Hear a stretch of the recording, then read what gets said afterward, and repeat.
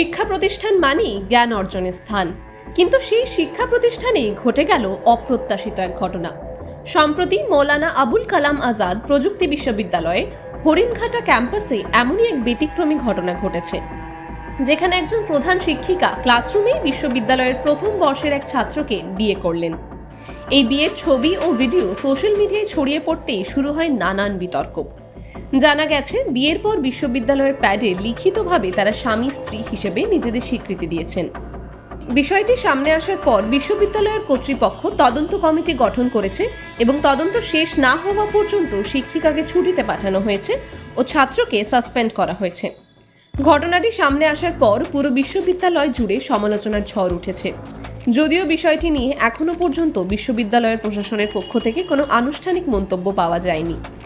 বিশিষ্ট শিক্ষিকা ও ছাত্রের সঙ্গেও যোগাযোগ সম্ভব হয়নি। টাইমস নাও খবর।